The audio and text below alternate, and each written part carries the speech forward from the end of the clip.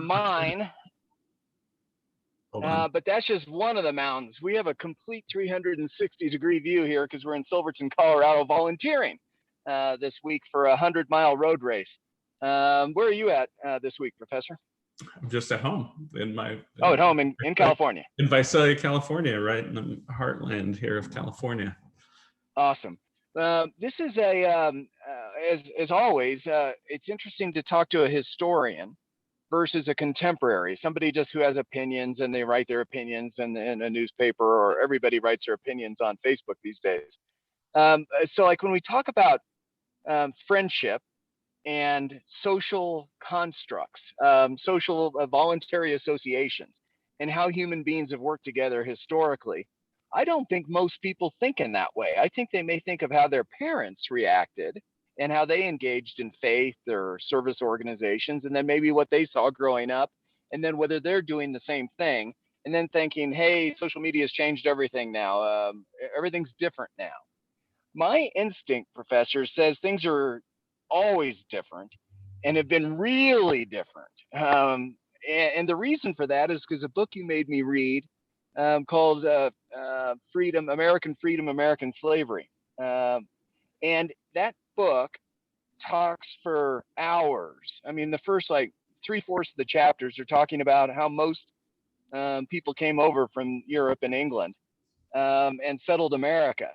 And in my thought, reading that detailed history book, there is very little social interaction or human voluntary or friendship. It seems like it was a completely brutal world in America in the 16 and 1700s. I'm just astounded how brutal it is.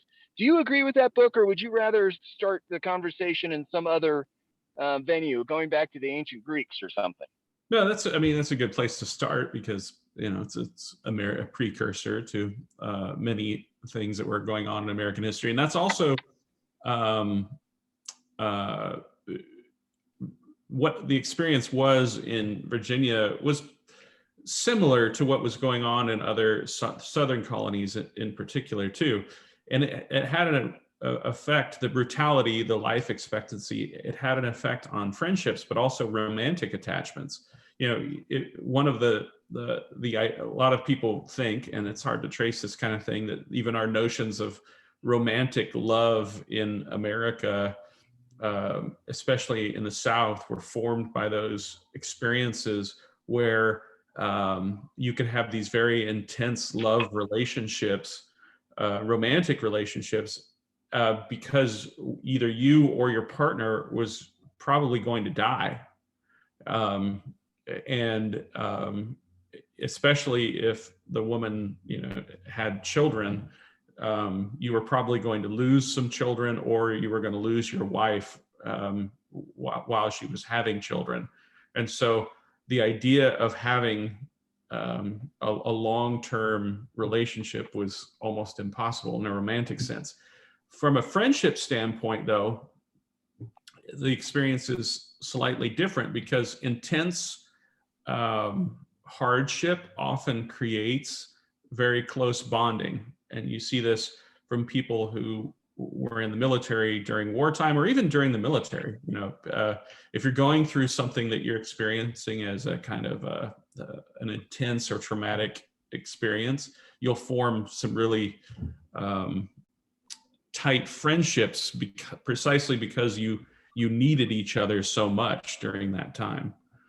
So friendships can be formed, and intense friendships and meaningful friendships can be formed in a relatively short amount of time.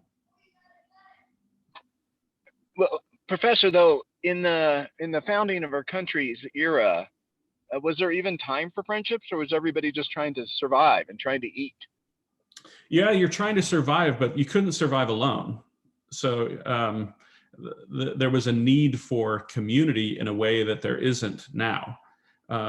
So it isn't so much that convenience doesn't necessarily make for good friendships, because mutual need and mutual obligation will lead to intense and close friendships and relationships. I'll give you a more contemporary example. Your camera's sideways. If you start talking, just make sure you flip it the other way. There you go. Gotcha. Thank you.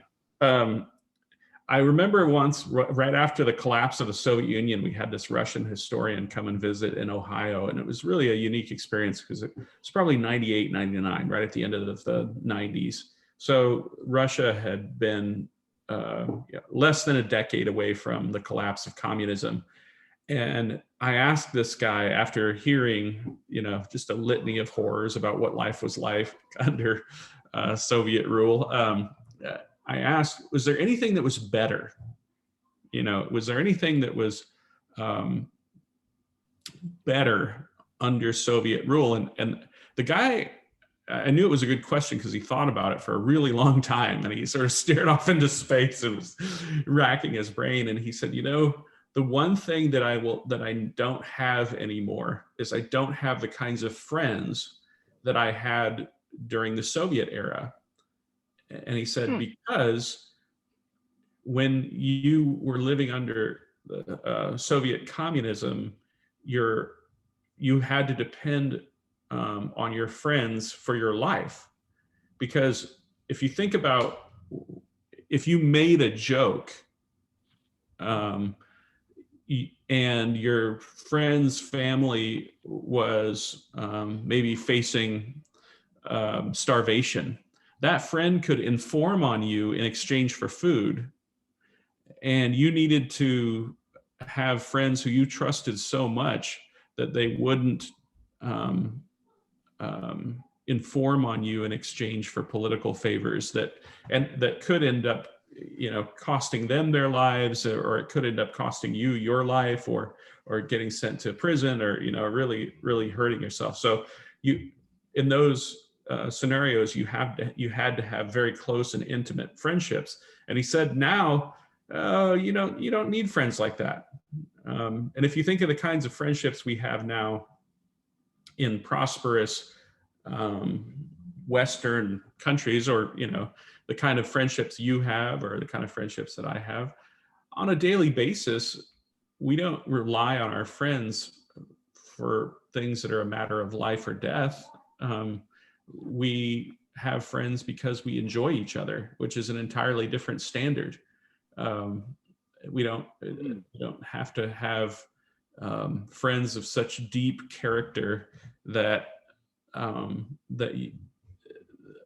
you rely upon them in a life and death scenario.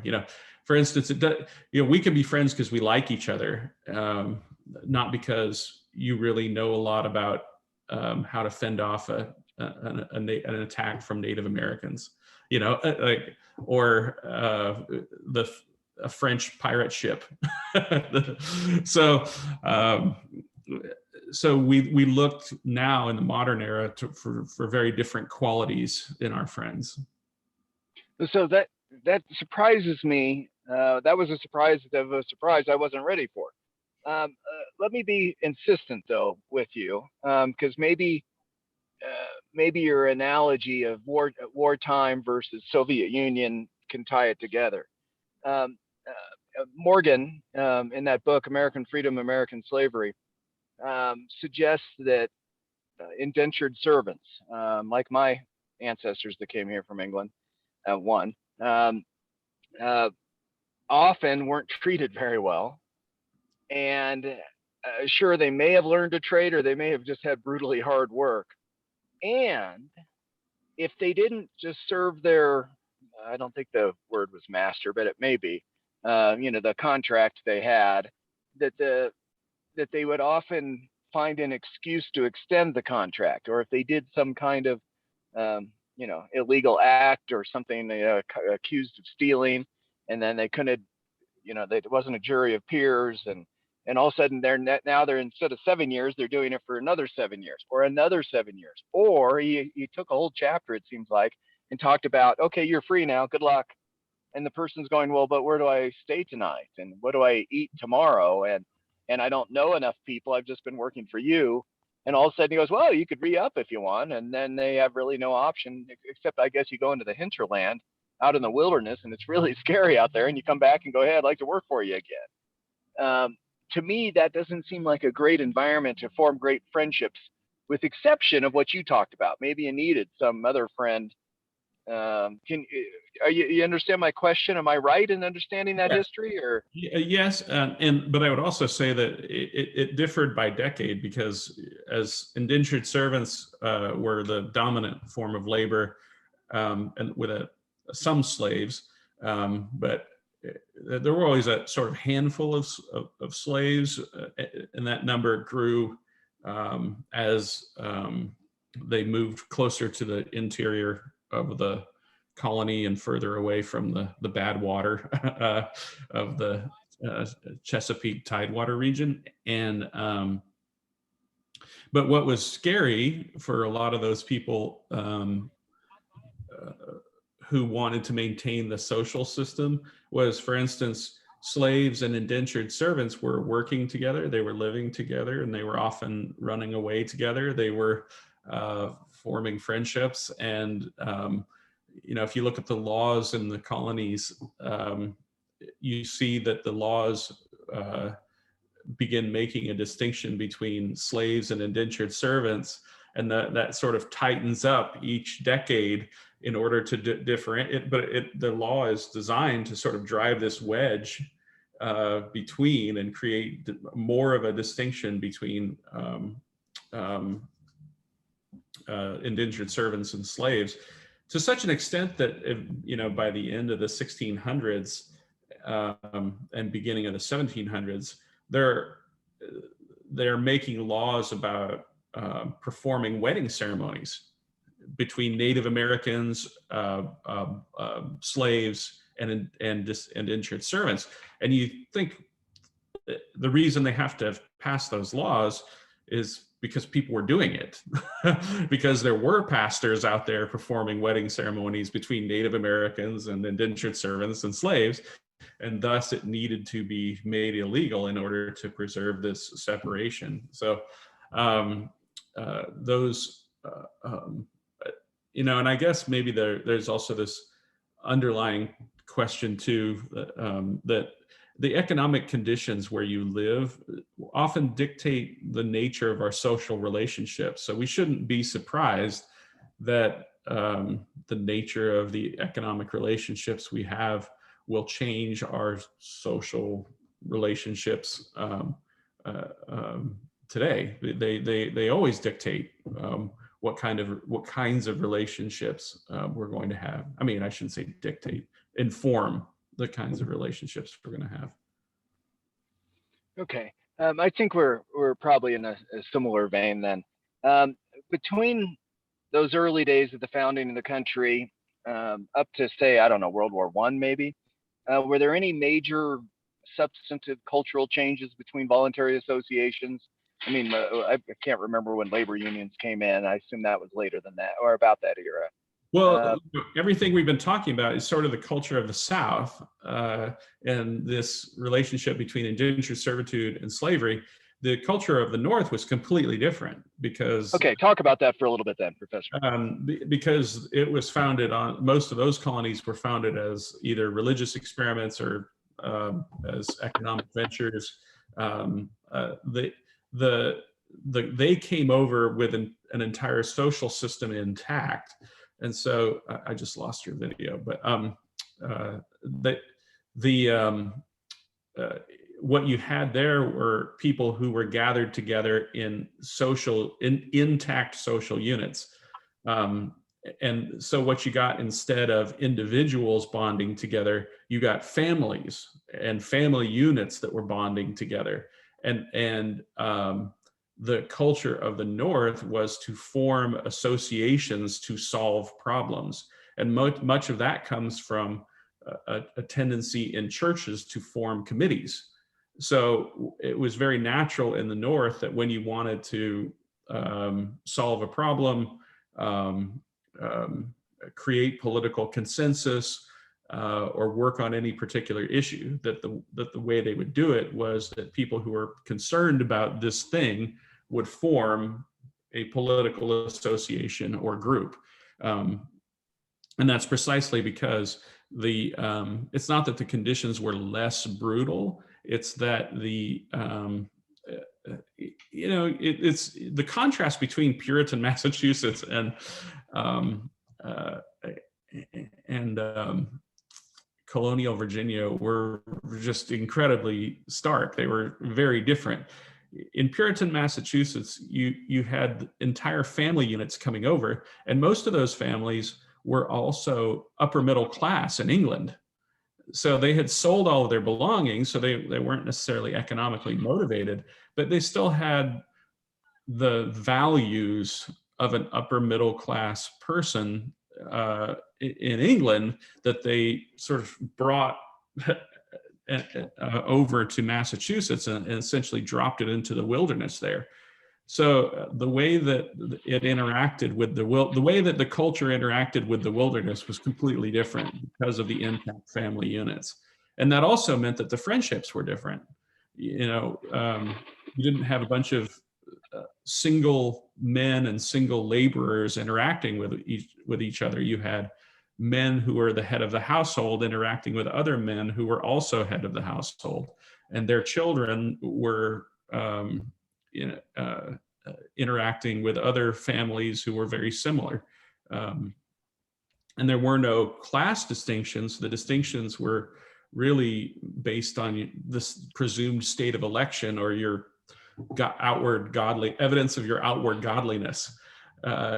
So it's just an entirely different way of forming friendships or solving problems. But that history of forming voluntary associations is vastly different, and that becomes the sort of dominant story in the United States, because the free colonies always attracted more immigrants and always had more economic growth and always were more dynamic. And so did that, after the Civil War, did the South immediately, soon to be immediate, adopt that kind of civic engagement? No, and in fact, I guess there's the sort of this. It's sad that the most prominent organizations in the South were designed around trying to undo the results of the Civil War, either via violence or political means. Of course, Black people. So explain that. Go into some detail if you're willing. Oh, just you're forming white citizens everything from white citizens councils to the Klan, to the various local posses that might pop up in order to attack or repress a Black population, and it is also notable that Black people throughout the United States had always banded together for security. And there's a long history in both the North and the South of Black communities getting together, using their local militias in order to ensure domestic tranquility in their own towns and protect their towns from outside attack.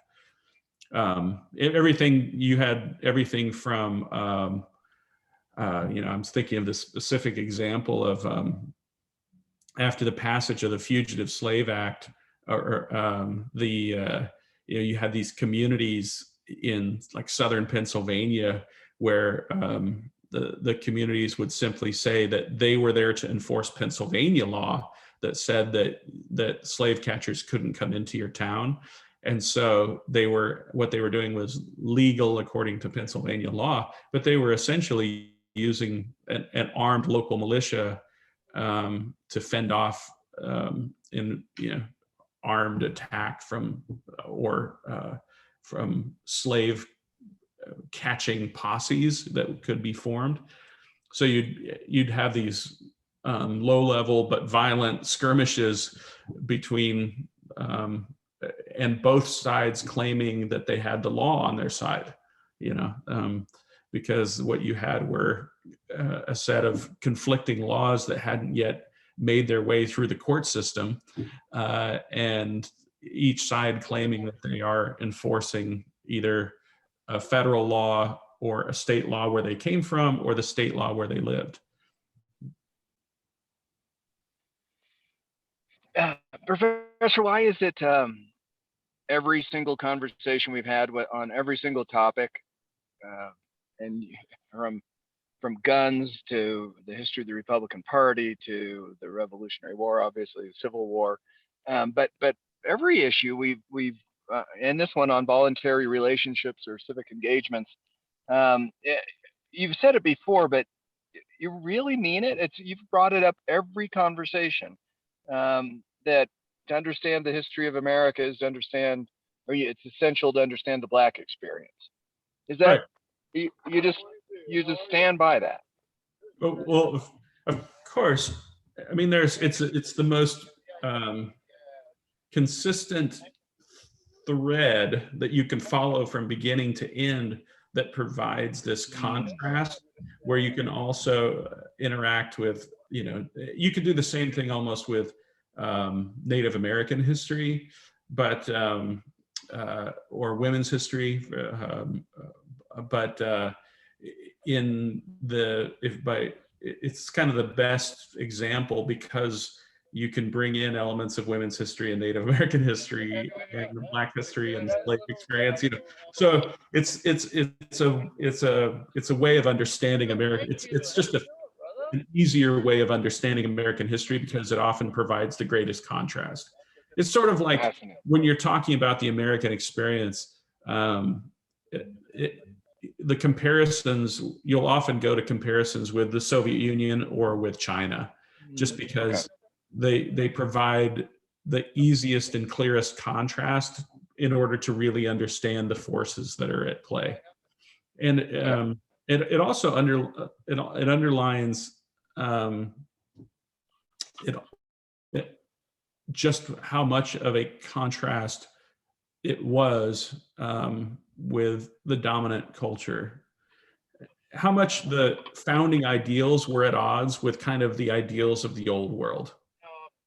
If you think about slavery as this, as a remnant of the old world, something that had been left over from human history that you had to kind of deal with. And once you have the founding ideals, you see how hard it is to change something that had been around for so long and was so ingrained in human history. That kind of thing just doesn't happen overnight. Fascinating. Sorry, I'm not talking about friendship though. Right. On friendship, fraternities and sororities have been around a long time. I guess it doesn't transcend social economic status, because in order to get into a college and succeed in college, and then supposedly the fraternity or sorority wanted somebody of reputation that would help further the private association. And then of course there's Kiwanis and Rotary and Lions, and they've been around a long time. Is there a trend in America that you've observed? I mean, the book that came out, I think it was in the 80s, Bowling Alone, was talking about the disintegration of all those. And in a way it's kind of happened, but I'm not sure in the way that book described. But can you give kind of your perspective on those voluntary associations in the last, 100 years? Well, the book in and of itself is pointing out an important trend. I mean, social science often is good at doing this. We're just sort of pointing out this thing is happening. And then we have to kind of make sense of the evidence, because we do have these incredibly dark trends that we can't really ignore. And the number of suicides has doubled. Suicide is taking over many forms of death for especially young people. And so you need to ask yourself, there is if death is the worst thing that can happen to a human being, hey, you got a train there. Got a train coming through Silverton. That's the Silverton Durango train. Nice, a little choo-choo.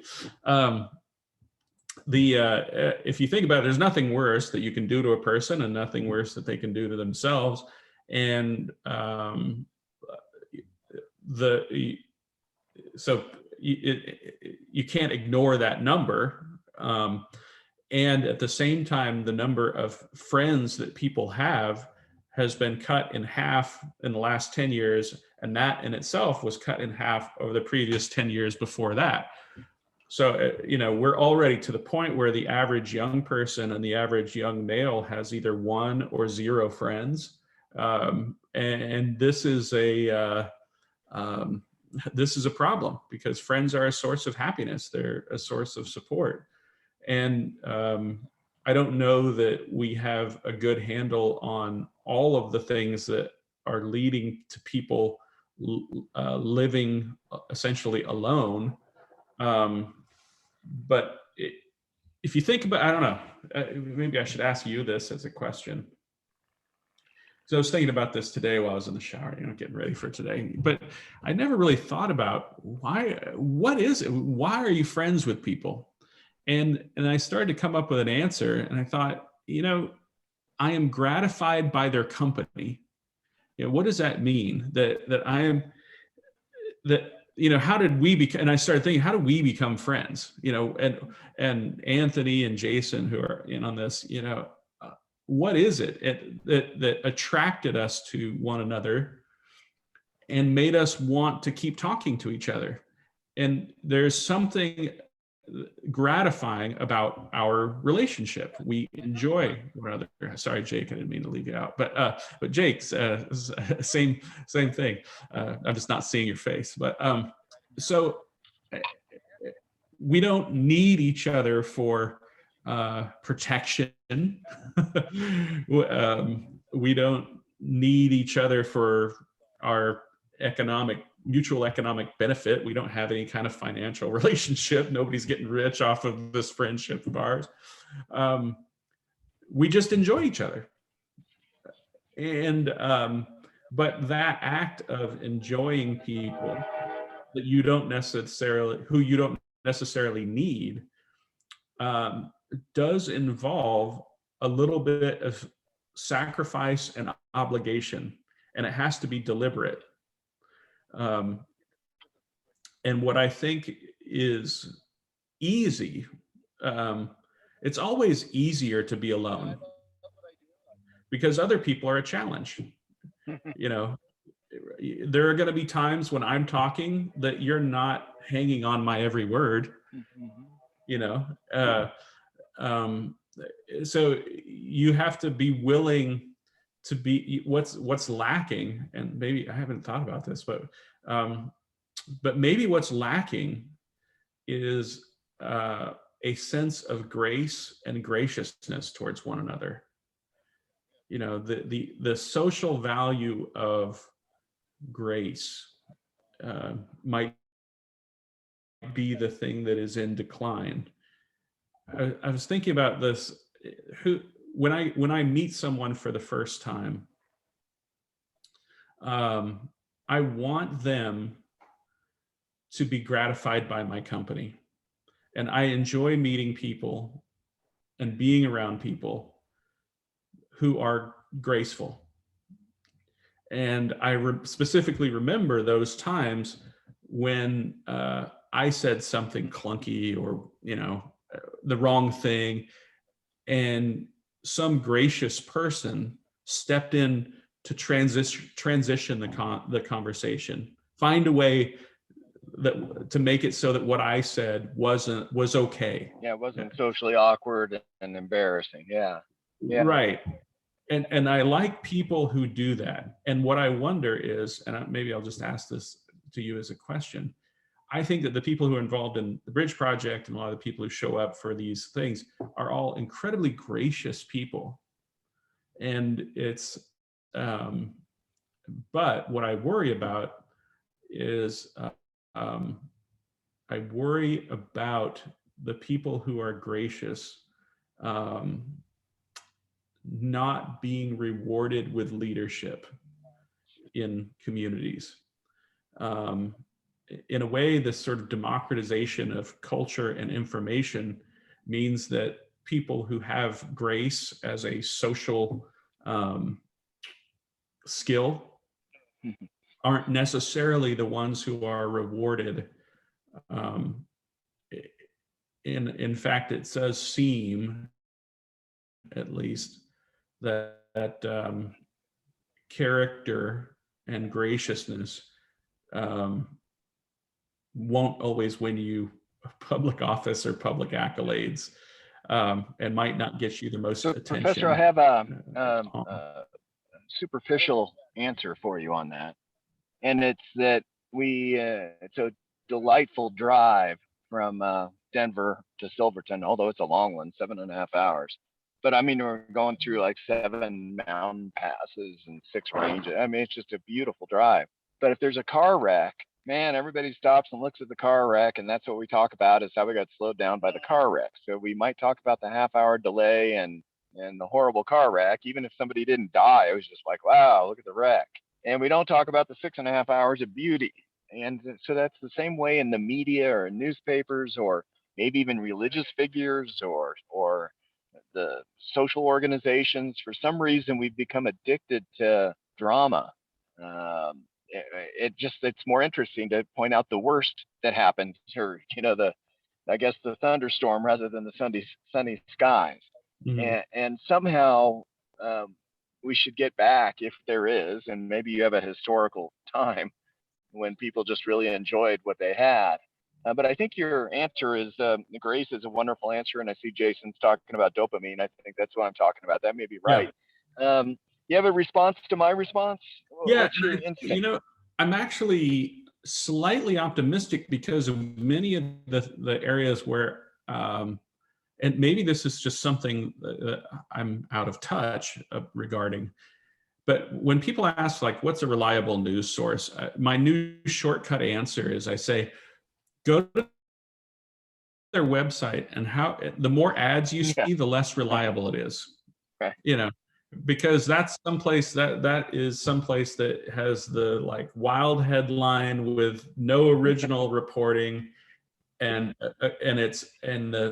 there'll be like a comment thread with a million comments, and they're all insane. They're all wild, and they're all angry. However, if you are a subscriber to National Review, you have to be a paid subscriber in order to comment.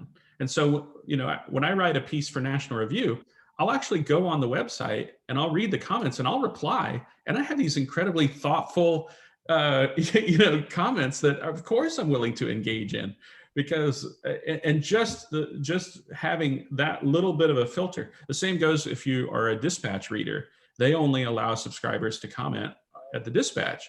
And, so if you're paying for it, it turns out that both the news is more reliable, and the comment section is better. So this is one of those things that I'm cautiously optimistic that we're kind of figuring this stuff out now. I think maybe. Maybe. I think maybe you're right. I mean, when Facebook and Twitter first came out, and there's lots of evidence against us, but when it first came out, everybody had a megaphone, and some people used it really obnoxiously, and other people didn't.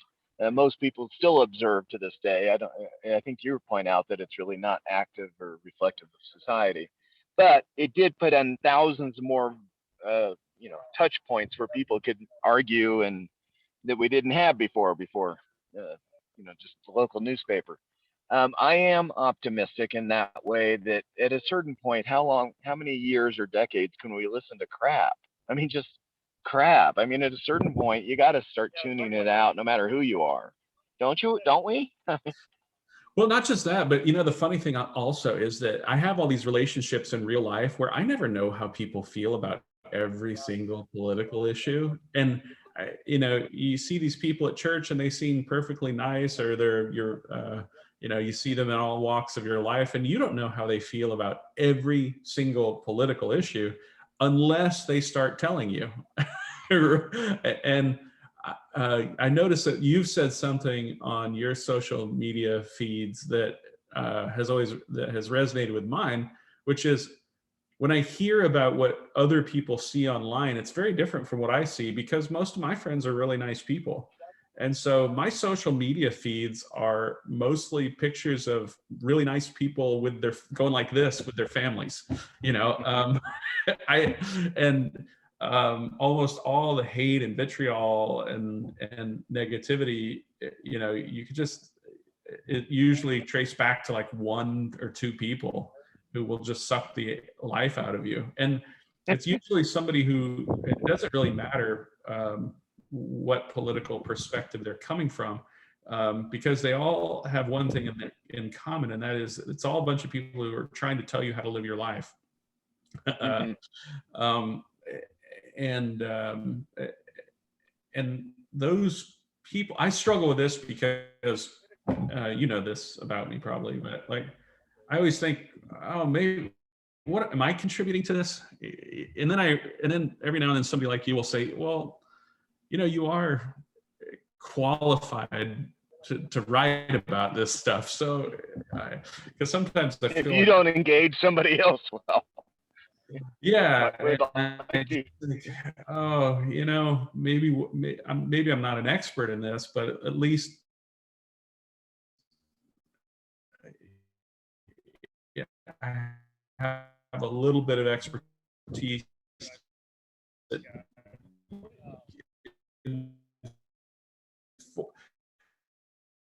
that tells me that what this person is saying is not true, you know, or at least doesn't come from evidence. But getting median but move bodies. Oh God. Yeah, God. now I've never murdered anyone, as far as I know. But, Thank you. but you know, I have these lifelong friends who, metaphorically speaking, know where all the bodies are buried. You know, they have seen me at my best, and they've seen me at my worst. Jason Nelson says fantasy football is hard. Yeah. The other thing that friends do is they challenge you, you know, but as long as they're challenging you and you feel secure in that relationship, my friends tell me I'm wrong every week about everything. And you have to be willing to invest in a long-term relationship with someone who you respect so much that when they tell you that you're completely wrong about everything, you draw on these other experiences with this person that tells you this is a person of character, this is somebody worth continuing to engage with. And that is such an important source of life satisfaction. But as we have come to understand about almost every form of happiness involves a challenge of some kind. You know, the part, you know, pizza tastes good. Eating it gives you a dopamine hit, right? I've never done cocaine, but I've heard it's amazing, right? It makes you feel good. But the things that actually lead to long-term happiness and satisfaction are all things that involve some form of challenge or accomplishment, or they all involve work of some kind. And that includes your actual job, but it also includes your friendships. It includes your romantic relationships. And that's why I find my long-term friendships to be so intensely gratifying. You know, just this last weekend, I had this event that brought in a lot of my old friends. And as I was standing around looking at this group of, they were all guys, I just was thinking how honored I am to be with these people. Like, it's actually an honor that, because I'm looking at everybody else in this circle and I'm thinking, wow, these guys are amazing. And they think I'm worthy of hanging out with them, you know, and that's such a gratifying feeling to think somehow or other I belong here with these guys. It's hard to put a price on just how happy that makes you over the long term. Yeah. I don't And, know. and I think you're wise to point that out, Professor. Another mutual friend of ours, Arthur Brooks from AEI, spends a lot of time on this topic. And I think if we really wanted to help people, sure, a job and a house and shelter and stuff, it's important. Maslow's hierarchy of needs. You need some of that. But what people are really yearning for is some kind of value and some kind of meaning in their life and some kind of, companionship and joy. And so I think you're really wise to point that out. Give us But one don't, line on contemporary stuff or what you see in the future, and then we've really got to open it up to see if anyone. I think Jason's typing a lot of stuff in, but I can't really see it yeah. from my The phone. thing So the thing that I worry about more than anything else is that people don't value their own autonomy enough. And this might be a good place to launch into the questions. But we talk about how often we get back to issues of race in America, but it does seem like in many cases we circle back to this idea that people need to take control of their own minds and recognize who's in charge of this thing that's between your ears, and understand that that you are in charge of your own mind. You are in charge of. You can't be responsible for all of how someone else feels about what you're doing, but you can always be trying to be a good friend to the person who's right in front of you.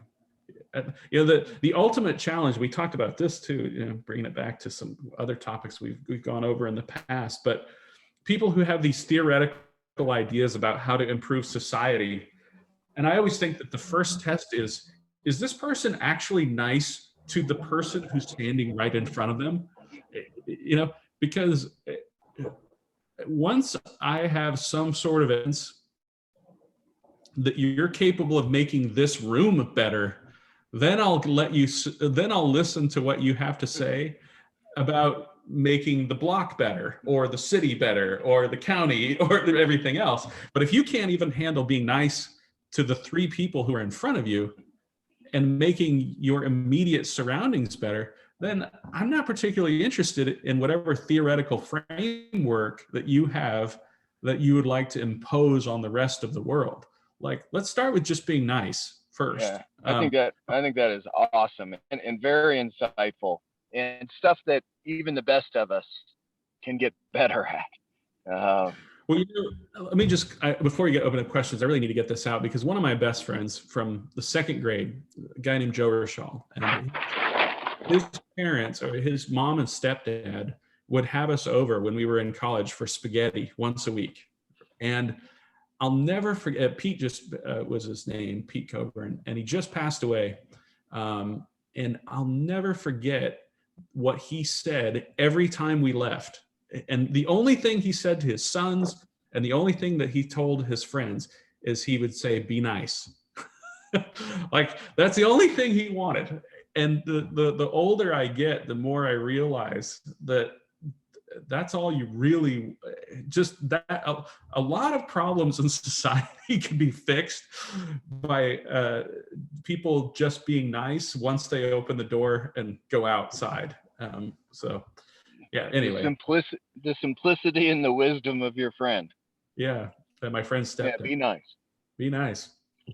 So, Professor, because I need to switch off my laptop to my phone, I can't see the questions. I saw that Jason is typed stuff, but I can't really see it. Do you mind kind of facilitating the questions, and I'll jump in if need be? Yeah, let's. And it can either be directly to people or. Yeah, the first question was, do we have a need for one another? And the answer is yes. It is possible to live, but it's impossible to thrive as an individual unless you are and be happy unless you are engaged in long-term complicated relationships with other people. The second question he asked was about anonymity. And that is, it's so easy to pretend to be someone else. And that's true. And especially when it comes to our bad tendencies, one of the, or things that we engage in that are socially unacceptable, there's an interesting book called Everybody Lies. And it's a book about how the way people answer on surveys is different from what they search on Google, because this book Everybody Lies goes through aggregated Google search data, and it turns out that some people are actually bad, and they have really bad tendencies when they think no one's watching. So absolutely, anyone who is anonymous is going to be the worst. The next worst is going to be someone who's engaging in something where they feel like there's no cost at all. And then you're going to get the best behavior out of people when they have paid to participate in something, and they feel like there's going to be a consequence for their actions. Because what you're essentially, I mean, it's the same thing you fight if you're dieting, right? The short-term dopamine hit from laying a sick burn on somebody on social media versus the amount of work it takes to actually come up with a reasonable answer. The next question.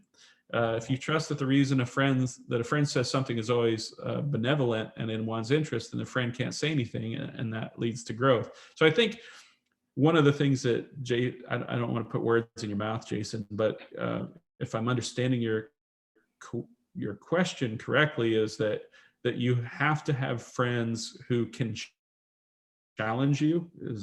Am I understanding that correctly?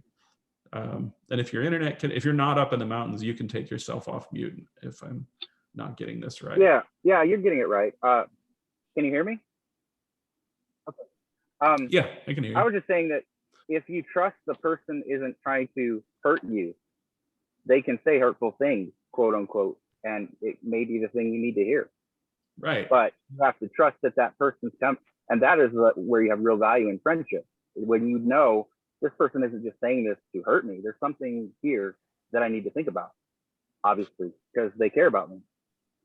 Yeah, and I hope that enough people have told me things about myself that have been the things that I've tried to work on as I get older. Now I'll never be perfect or anything like that, but you know, I had enough people tell me when I was growing up, because I tended to have, I don't know, kind of a quicker mind.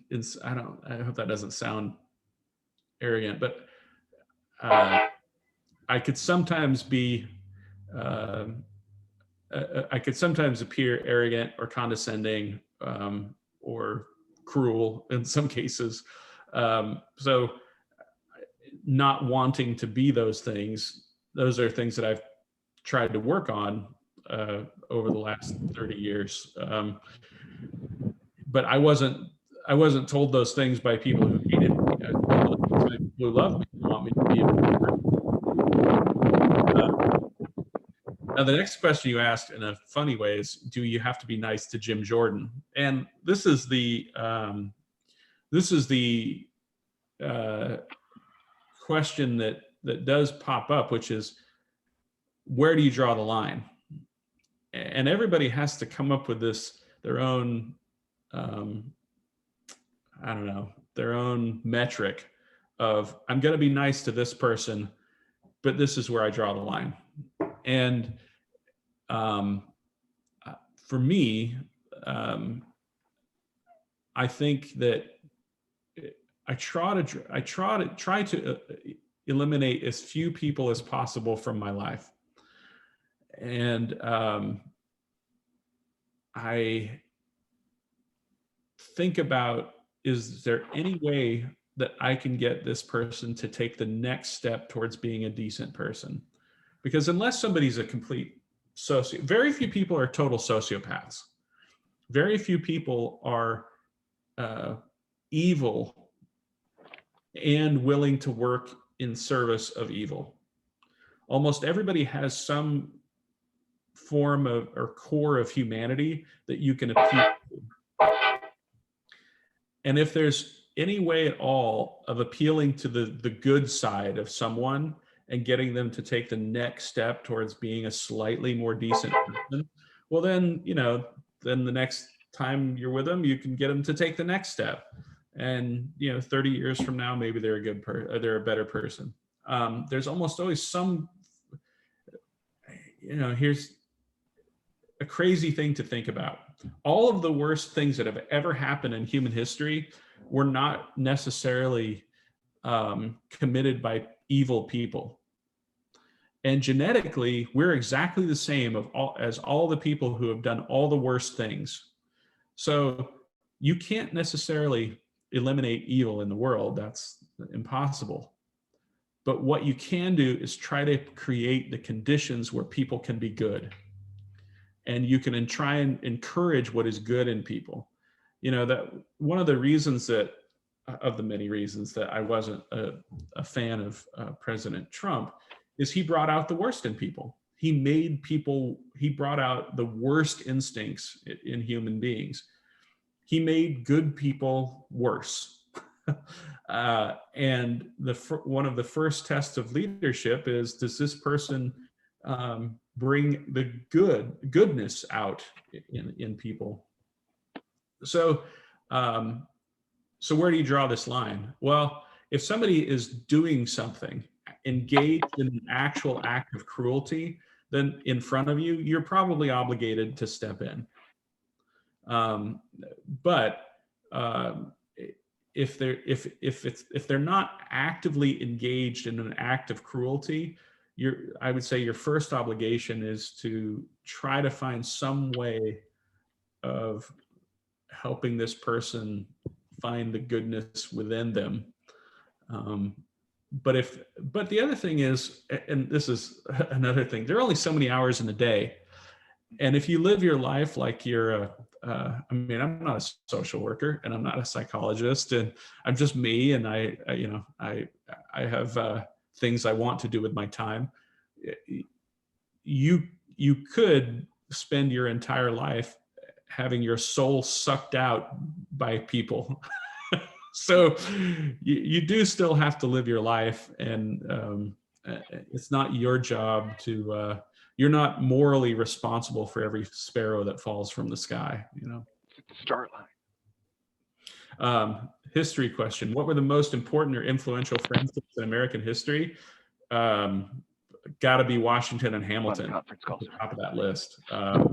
And there's even a great book about it by Tony Williams and Stephen Knott called Washington and Hamilton. And I think they make a pretty strong case that is the most important friendship in American history. And it's almost impossible to imagine the United States existing without that friendship. Another one that is maybe a little curveball would be the relationship between George Marshall and Dwight Eisenhower. And Forrest Pogue wrote a great multi-volume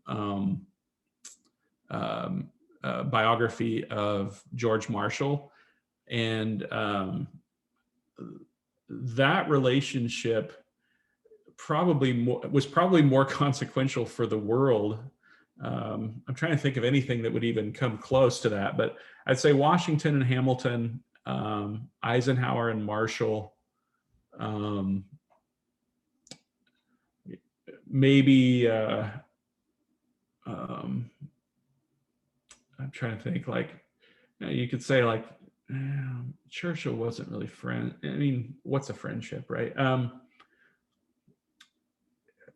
There's a case to be made for the relationship, if not friendship, between Margaret Thatcher, the Pope, and President Reagan would be another one. It's a good question. What was the reason that Washington and Hamilton had a beef? It was really that Hamilton wanted to demonstrate that he didn't need Washington. He was kind of establishing his own identity. And and they had a disagreement about, I guess you'd almost call it like a matter of personal honor.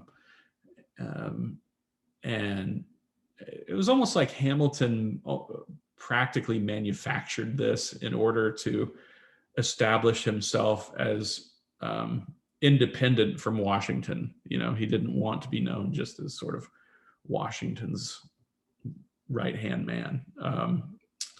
And so when they came together later, they came together more as, well, if not equals, but on as more equal to one another. Did I handle all this? Yeah. Yeah, I think you handled it. Let me bring us up to contemporary times since you brought it up, and I didn't think I was going to ask this. But as you know, I spent an enormous amount of time. I don't think brokering is the right word, because I'm actually not trying to negotiate or compromise. I just think it's a mistake of so many of my real life friends who have, I think, fallen into a trap of demonizing up to 50% of the rest of the population over President Trump. Because it's really not over conservative values. It's not over liberal values. It's not over, I don't think, racial stuff. I hope it's not over racial stuff. It seems there's some kind of animosity, anger of my tribe hates your tribe and your tribe hates my tribe, and I'm going to make sure I crush your tribe because I don't like it, and I'm really mad about it. And I think that's on both sides. Now I sound like President Trump. I really think it's across the spectrum, and I'm trying to show people that's really not the right path to be on. You've observed some of it, and so I wish I was more able in accomplishing my goal. But under the spirit of friendship and voluntary associations and where we are in freedom in America, can you give me some guidance publicly, obviously, on what's the best way that we can proceed as a species, as Americans, part of the species? What should we really be doing to accomplish your friend's point? Be kind. What are your, we're almost over. Maybe we can keep going a couple minutes over, but what's your thought on where we are and where we need to be going? Grace was one. Any other comprehensive thoughts for us? Well, I guess, you're not somebody who needs this advice, first of all. I mean, you are somebody who brings people together, and you're nice, and you are gracious, and when you're in a room full of people, you care. I think in a way, like I need the things that I need to work on is keeping my own mouth shut. I need to be a better listener. I'm often so anxious to smooth over an awkward silence that I jump in. And so one of the things I always work on is this person actually finished talking? Because I don't know, is this an awkward silence that I'm trying to smooth over, or is this person have a concluding thought?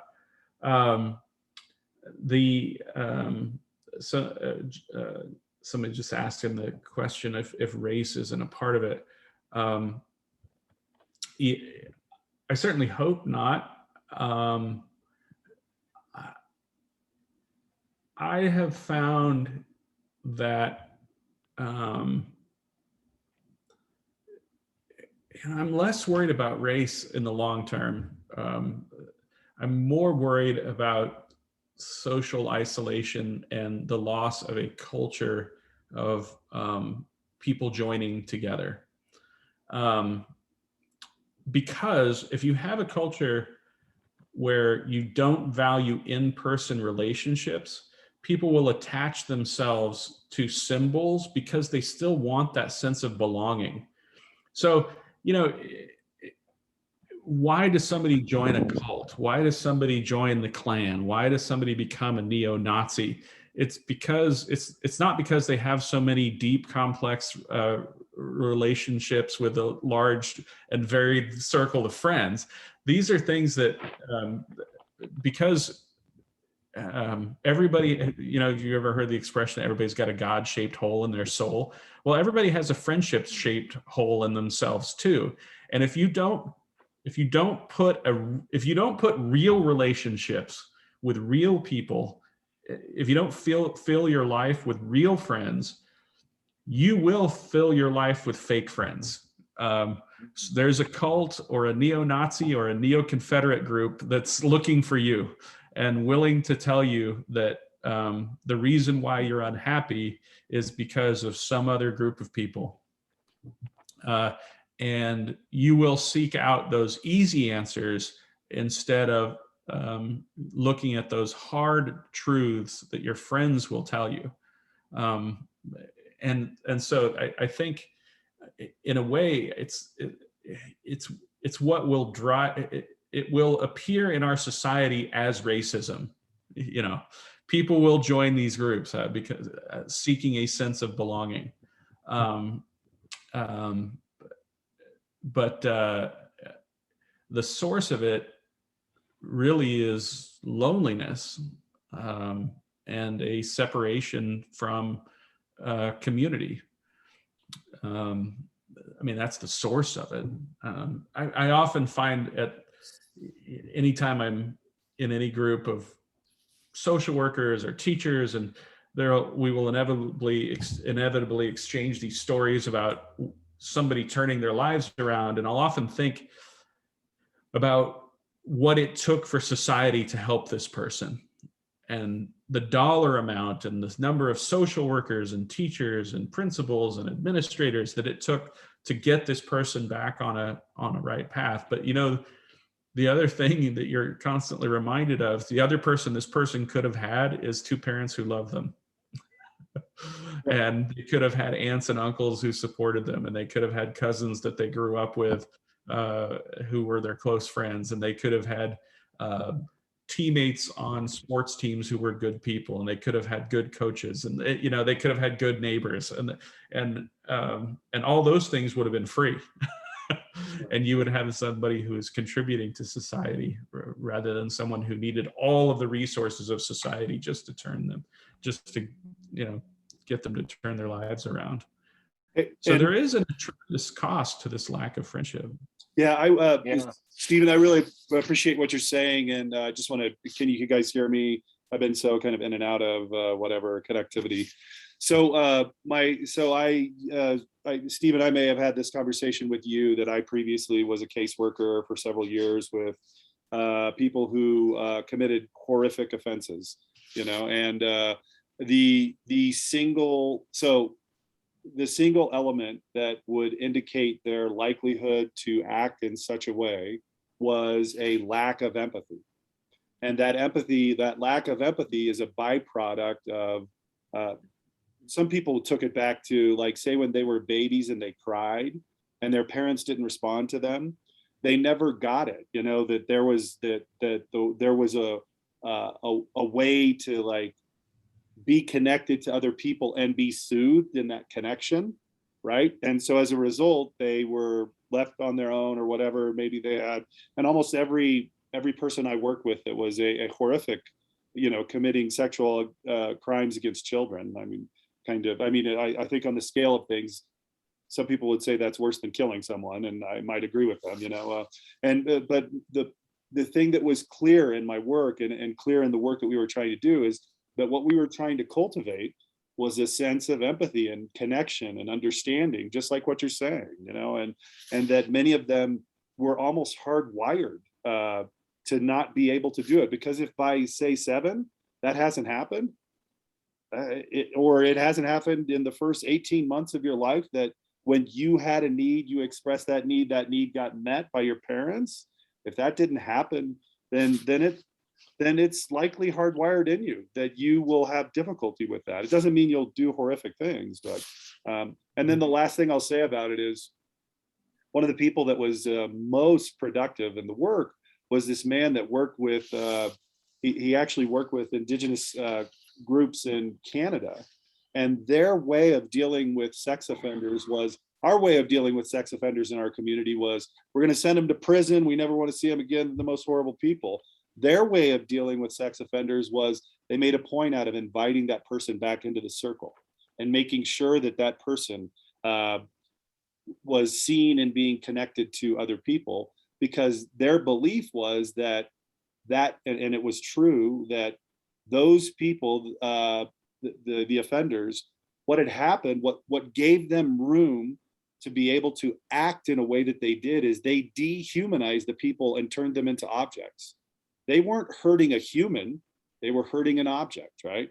And so if we could rehumanize them, which is what these indigenous people did, then their success with those people was outstanding. I mean, it was far better than the recidivism that we had in the States, you know, and because our model of punitive, destroy, horrible, isolate is exactly the wrong thing to do to people whose problem is with relationship, you know, and humanizing. So that's, Well, yeah, I agree. You know, just my grandfather, who my son is named after, was a social worker, and he was retired, you know, when I was really little. But one of the things I remember him saying is that after he retired, you know, he's a social worker for 30 years or something, and he said, "I never met any bad children, only bad parents." yeah. And then Jason had a great quotation from Frederick Douglass: "It's easier to build strong children than to repair broken men." Also a good line. And the other thing that you reminded me of is a lot of the people who I know now who are the most well-adjusted are people who are alcoholics who have gone through AA. So some of the most well-adjusted adults I know are actually people who have been through AA, precisely because there is an element where they're forced to be honest with themselves and forgive themselves and forgive other people. And I wonder if one of the reasons we have this declining level of friendship and complex relationships with others is because of the decline of weekly church attendance. You know, everybody says they're spiritual, not religious. And I say this, I'm planning on not going to church on Sunday, sorry. But going to the lake. But one of the things that happens with weekly church attendance is you're reminded to forgive yourself and forgive others. And that forgiving yourself and forgiving others, accepting forgiveness yourself is probably almost as difficult, if not more difficult, than forgiving others. Forgiving people who do not deserve to be forgiven, and forgiving people who do not ask to be forgiven, is probably one of the greatest gifts that you can be given as a human being.